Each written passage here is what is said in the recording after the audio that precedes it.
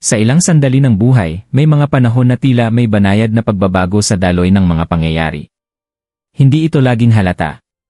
Minsan, parang isang maliit na detalye lamang, isang desisyon, isang pakiramdam, o isang pagkakataong hindi agad napapansin. Para sa Scorpio, Taurus, at Leo, may isang bagay na maaaring tahimik na nakakaapekto sa direksyon ng enerhiya sa paligid ninyo sa mga panahong ito. Hindi ito tungkol sa tiyak na mangyayari, at hindi rin ito isang prediksyon. Sa halip, ito ay isang paalala ng obserbasyon, isang simbolikong ideya na matagal nang pinapansin sa mga interpretasyon ng mga bituin. May mga sandali kasi na ang pinakamahalagang pahiwatig ay hindi nagmumula sa malalaking pangyayari, kundi sa mga tahimik na senyales na unti-unting lumilitaw. Ang tanong ngayon, ano ang isang bagay na maaaring subli makaapekto sa daloy ng swerte para sa Scorpio, Taurus, at Leo? Sa video na ito, sisilipin natin ang ilang posibleng kahulugan at simbolismo na maaaring makatulong sa mas malalim na pag-unawa sa enerhiya ng panahong ito. Sa mundo ng astrology, may mga sandali na tila mas nagiging sensitibo ang daloy ng enerhiya sa paligid natin. Hindi ito laging malinaw o direktang nakikita, ngunit maraming naniniwala na may mga panahon na ang ilang zodiac signs ay mas nagiging aware sa maliliit na pagbabago sa kanilang kapaligiran. Sa kasalukuyang panahon, may ilang simbolikong interpretasyon na nagsasabing ang Scorpio, Taurus, at Leo ay maaaring makararanas ng mga sandali ng pagninilay at obserbasyon. Hindi ito tungkol sa isang tiyak na pangyayari, kundi tungkol sa pag-unawa sa mga pattern ng enerhiya na maaaring lumitaw sa araw-araw na karanasan. Minsan, ang mga pagbabago ay hindi agad napapansin. Maaari itong dumating sa anyo ng isang bagong ideya, isang kakaibang pakiramdam, o isang pagkakataong tila lumitaw sa hindi inaasahang oras. Ang mahalaga ay ang pagiging mapagmasid sa mga detalye. Dahil sa maraming interpretasyon ng zodiac symbolism, ang mga maliliit na sandaling ito ay maaaring magsilbing paalala upang huminto sandali at pagmasdan ang direksyon ng sariling enerhiya. Para sa Scorpio, Taurus, at Leo, maaaring may isang bagay na tahimik na nagpapahiwatig na panahon na upang tingnan ang ilang aspeto ng buhay mula sa ibang perspektibo. At minsan, ang simpleng pag-obserba sa mga senyales na ito ay nagiging simula ng mas malinaw na pag-unawa sa sarili at sa mga pangyayaring dumarating.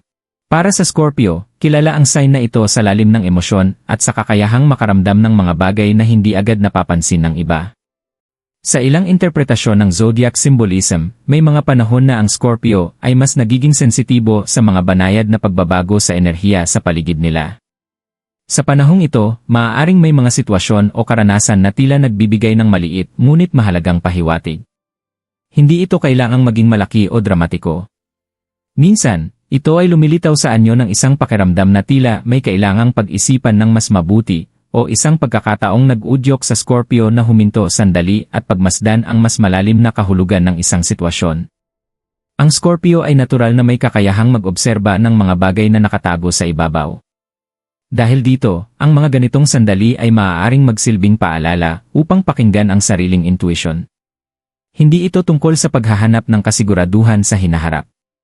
Sa halip, ito ay tungkol sa pagiging bukas sa mga simbolikong senyales na maaaring makatulong sa mas malinaw na pag-unawa sa sariling emosyon at direksyon. Kapag pinili ng Scorpio na maging mas mapagmasid sa mga maliliit na detalye, maaaring mas mapansin nila ang mga pattern ng enerhiya na matagal nang nariyan ngunit ngayon lamang nagiging malinaw. At sa maraming interpretasyon ng astrology, ang ganitong uri ng awareness ay kadalasang nagiging simula ng mas malalim na self-understanding. Para sa Taurus, ang enerhiya ng sign na ito ay madalas inuugnay sa katatagan, pasensya, at pagiging grounded. Ngunit kahit ang mga pinaka-stable na sitwasyon ay minsan nagkakaroon ng banayad na pagbabago na hindi agad napapansin. Sa ilang interpretasyon ng zodiac symbolism, may mga sandali na tila may maliit na paggalaw sa direksyon ng enerhiya sa paligid ng Taurus. Hindi ito bigla ang pagbabago, kundi isang tahimik na paglipat ng focus o pananaw. Maaaring ito ay dumating sa anyo ng isang bagong ideya, isang pagkakataong biglang lumitaw, o isang sitwasyon na nag-udyok sa Taurus na pag-isipan ang ilang bagay mula sa ibang perspektibo. Ang Taurus ay kilala sa pagiging maingat sa mga desisyon. Dahil dito, ang mga ganitong sandali ay maaaring maging panahon ng pagninilay, kung saan ang simpleng pag-obserba sa mga pangyayari ay nagiging mahalaga. Hindi ito tungkol sa agarang aksyon o mabilis na pagbabago. Sa halip, ito ay tungkol sa pagkilala sa maliliit na senyales na maaaring magpahiwatig ng bagong direksyon o bagong pag-unawa. Kapag pinili ng Taurus na manatiling kalmado at mapagmasid, mas nagiging malinaw ang mga detalye na dati ay tila ordinaryo lamang. At sa maraming pananaw sa astrology, ang ganitong uri ng awareness sa maliliit na pagbabago ay maaaring magbukas ng mas malinaw na perspektibo tungkol sa kung saan patungo ang sariling enerhiya. Para sa Leo, ang sign na ito ay madalas inuugnay sa confidence, creativity, at natural na presence. Ngunit sa ilang sandali, kahit ang isang sign na kilala sa lakas ng personalidad ay maaaring makaranas ng mga panahon ng mas malalim na pagninilay tungkol sa kung saan napupunta ang kanilang enerhiya. Sa ilang interpretasyon ng zodiac symbolism, may mga pagkakataon na ang Leo ay hinihikayat na tingnan kung saan nila inilalagay ang kanilang focus at atensyon.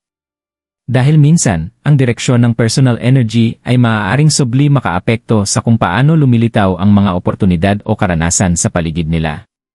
Hindi ito nangangahulugan na may malaking pagbabago na agad na darating. Sa halip, ito ay isang paalala na ang awareness sa sariling focus ay maaaring magbigay ng mas malinaw na pananaw sa mga pangyayari.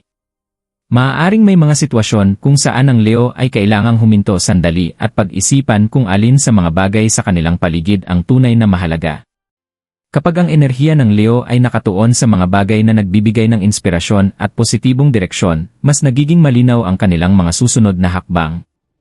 At sa maraming interpretasyon ng astrology, ang ganitong uri ng awareness sa sariling enerhiya at focus ay maaaring maging mahalagang bahagi ng personal na paglago at mas malinaw na pag-unawa sa sariling landas.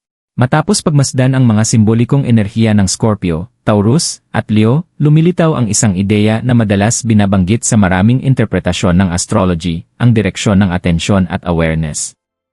Sa maraming pagkakataon, ang daloy ng karanasan sa buhay ay hindi lamang nakabatay sa malalaking pangyayari.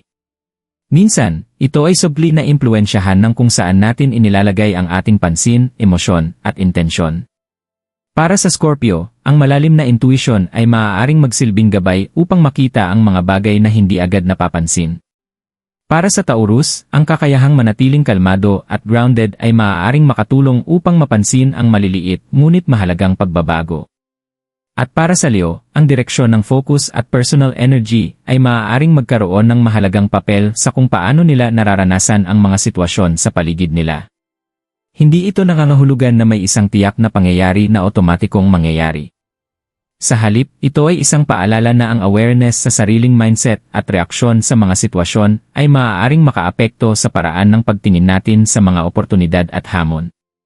Minsan, ang simpleng pagbagal sandali at pag-obserba sa mga detalye ng araw-araw na buhay ay nagiging paraan upang mas malinaw nating makita ang mga pattern na dati ay tila ordinaryo lamang.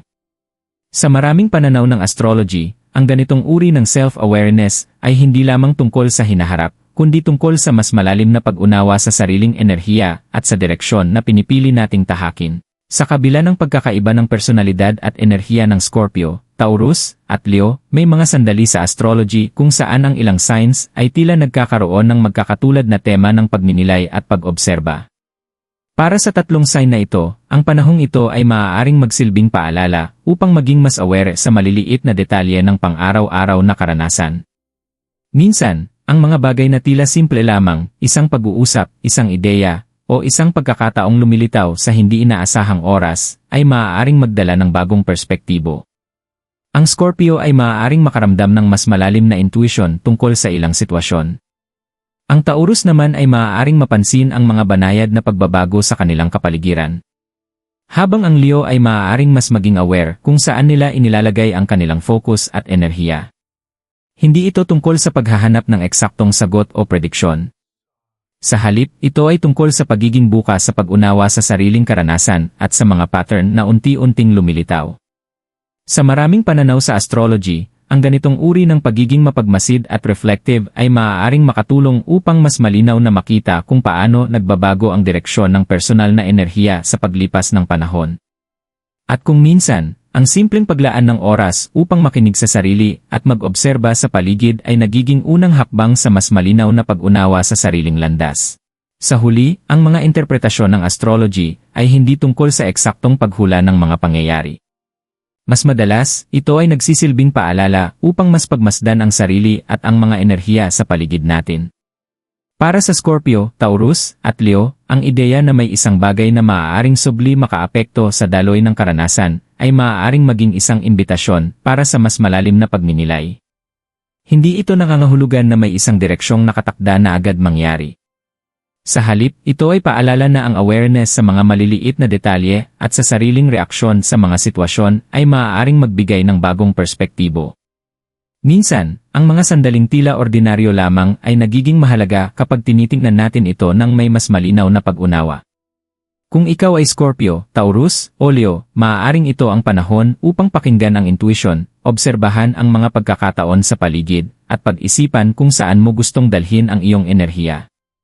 Dahil sa maraming interpretasyon ng zodiac symbolism, ang tunay na kahulugan ng mga senyales ay kadalasang natutuklasan sa pamamagitan ng personal na pag-unawa at karanasan.